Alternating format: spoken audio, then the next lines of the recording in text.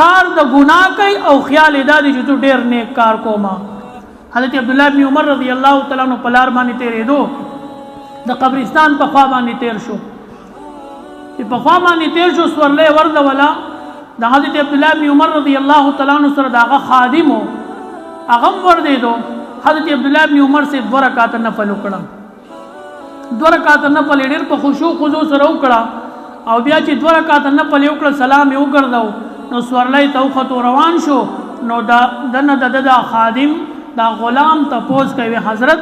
ولی په قبرستان په تیرېدو په وخت خلک نفل کوي هغه وینه نفل خو نه کوي وی دا د نبی علیہ الصلوۃ والسلام طریقه چې په قبرستان تیرېږي نو نفل وکي وینه د نبی علیہ الصلوۃ والسلام فرمان خو هم نه دی وی حضرت تا ولی دې کارو کو چې نه د نبی علیہ السلام طریقه ده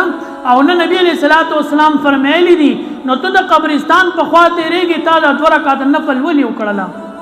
نو حضرت عبداللہ ابن عمر رضی اللہ تعالیٰ عنہ ډېر عجیب خبر وکړه فرمایي وی ما د نبی کریم صلی الله علیه وسلم ناوریدلی نبی علیہ الصلوۃ والسلام فرمایل وی کچری یو سړی په قبر کې د قبر والا ته پته ولګیدا چې د 2 رکعات نفل څومره قدر دی څومره مقام دی نو دا ټول قبرستان والا به دا ارمان کوي چې ارمان یو 2 منټه ټیم ماته میلاو چې دا 2 رکعات نفل خو می پکې کړی وي ځکه د دې قدر په قبر کې خلکو ته میلاوي دلته پیوم ته نخ کاری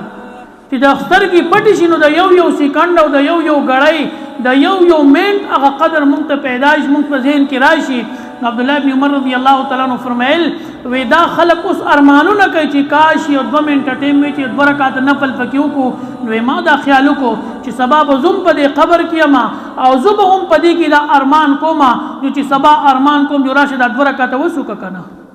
وز دا 2 رکعات نفل وکړه چې د دې دومره قدر دی د دې دومره مقام دی. زما عزتمنو زمونږه زندگی دا ډېره قیمتي زندگی دا زندگی مونږه د مال او د جایداد او د دې په اختلافاتو باندې تیرو دا زمونږه جهالت ته جهالت او زه بار عرض کوم چې کله زمونږه معاملات د قرآن او د حدیث خلاف وي مونږه کینو نه چې عالم ته نو دا سوچ مې مونږه په دې باندې بحث مباحثه وکړه الحمدلله فائدې دومره کړي 3 خاندانونه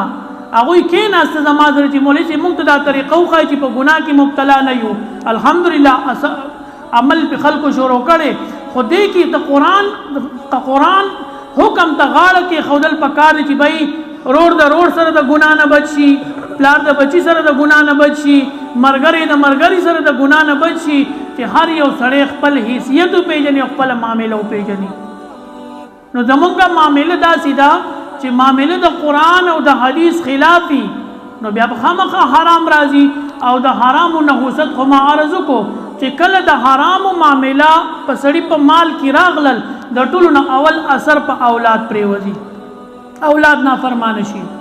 دویم د حرامو د ټولو نه زیات اثر په عباداتو باندې پرېوځي په عباداتو کې هغه مزه نه په عباداتو کې هغه جان نه په عباداتو کې هغه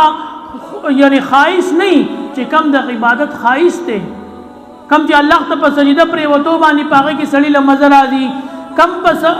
په قاعده او په قیام کې چې سړی الله تعالی په نامه ولاړی پاغه کې کم مزه هغه مزه ختم شي د حرام او د وجینا او دا زمونږ د کوتاهی د وجینا چې مونږ وای مړ کیږي ودا د چاراويستي درونو په منځ کې د رشتہ دارانو په منځ کې د بایګانو د دوستانو په منځ کې لہذا داسې معاملې دا زمونږه ګمبیر دي او زمونږه خرابې دي. نو زما عزتمند عرض مې دا کوو چې لږ خپل ځان ته سوچ وکړو لږ خپل معاملاتو ته سوچ وکړو د پلار بچي په منځ کې معامله ده په قرآن مطابق یې وګورئ د رونو په منځ کې معامله ده د قرآن مطابق یې وګورئ د دوستانو په منځ کې معامله ده د قرآن مطابق یې وګورئ او بیا په دې باندې ځان پوهه کوي اسینا چې مونږه قرآن کې الله تبارک وتعالى فرمایي ويحسبون انهم يحسنون صنعا کار د ګناه کوي او خیال ادا دي چې تو ډېر نیک کار کوما نو اسینه چې مونږه کار کوو